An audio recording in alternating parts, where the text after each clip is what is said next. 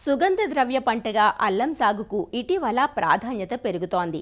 ఔషధపరంగా కూడా దీని వినియోగం అధికంగా ఉండడంతో వాణిజ్య సరళిలో అల్లం సాగుకు రైతులు ముందడుగు వేస్తున్నారు.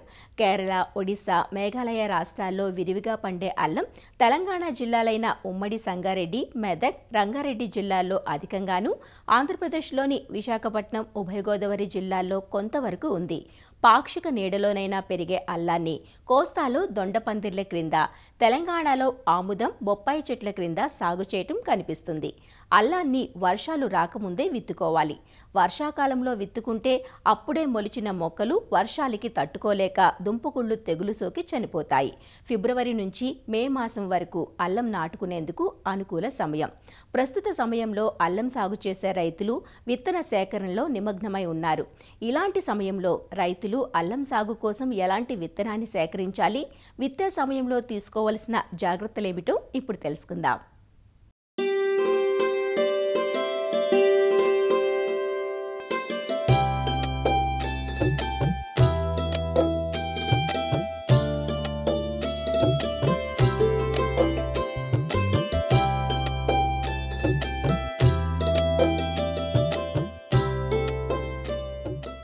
ఎన్నో ఔషధ గుణాల్ని ఇనుమడించుకున్న సుగంధ ద్రవ్యపు పంట అల్లం.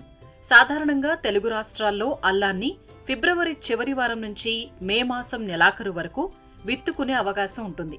అల్లం విత్తుకునేందుకు పచ్చి దుంపను వినియోగించాల్సి ఉంటుంది.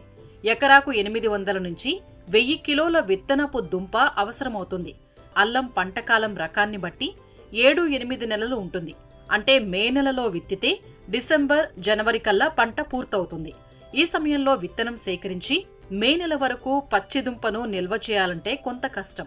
అయితే కొంతమంది రైతులు అల్లంలో అధిక దిగుబడి సాధించేందుకు లేదా మార్కెట్ ధరలు తక్కువగా ఉన్న పరిస్థితుల్లోనూ పంటకాలం పూర్తయిన తర్వాత మరో 3 నుంచి 4 నెలల పాటు భూమిలోనే ఉంచుతారు. ఈ విధానంలో దుంప తిరిగి మొలకెత్తి కొత్త చిల్ల దుంపలు వృద్ధి చెందటం వల్ల పంట దిగుబడి 50% వరకు పెరుగుతుంది.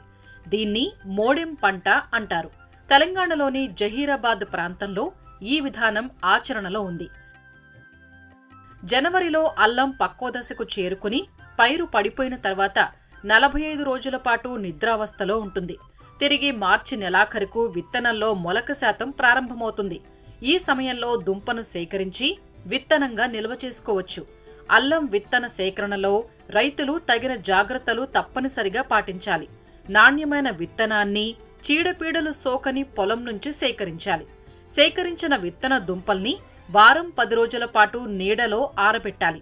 ఆ తర్వాత పరిశుభ్రమైన ప్రదేశంలో నీడలో కుప్పగా పోసి పైన గోనె పట్టాలు కప్పి నిల్వ ఉంచాలి. ఆరు బయట ఎండ తగిలే ప్రదేశంలో విత్తనం నిల్వ చేయకూడదు.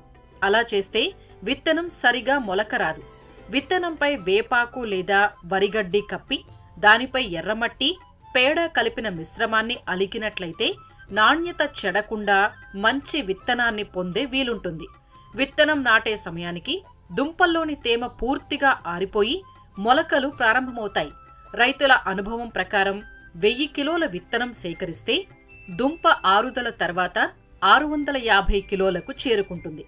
దీనిలో మొలకలు రాని విత్తనాన్ని గ్రేడింగ్ చేసి ఏరివేయాల్సి ఉంటుంది. అందువల్ల రైతులు సాధ్యమైనంత ఎక్కువ విత్తనాన్ని సేకరించి పెట్టుకోవడం అవసరం. విత్తనం నాటే సమయంలో దుంపలో 2 నుంచి 3 మొలకలు వచ్చి 30 నుంచి 35 గ్రాములు బరువు కలిగి ఉండాలి. ఎంచుకున్న దుంపలను లీటరు నీటికి 3 గ్రాముల మెటలాక్సిల్ లేదా మాంకోజబ్ కలిపిన ద్రావణంలో 30 నుంచి 40 నిమిషాల పాటు నానబెట్టాలి. తరువాత దుంపలను నీడలో ఆరబెట్టాలి. విత్తనాన్ని సంప్రదాయ పద్ధతిలో చదును మళ్లలో నాటుతారు. ఇలా చదును మళ్లలో నాటటం వల్ల వర్షపు నీరు, సాగునీరు మళ్లల్లో నిలిచిపోయి దుంపకుళ్ళు, పుచ్చు ఆశించే ప్రమాదం ఎక్కువగా ఉంటుంది. అలా కాకుండా అల్లాన్ని ఎత్తైన బెడ్లపై నాటుకొని బిందు సేద్యంతో సాగు చేయటం మంచిది. బెడ్లను 20 నుంచి 30 సెంటీమీటర్లు ఎత్తుతో 75 నుంచి 100 సెంటీమీటర్లు వెడల్పుగా తయారు చేయాలి. వరుసల మధ్య 30 సెంటీమీటర్లు, వరుసల్లో దుంపల మధ్య 15 సెంటీమీటర్లు దూరం ఉండేలా డ్రిప్ లేటరల్కు ఇరుప్రక్కల విత్తన దుంపలను నాటుకోవాలి.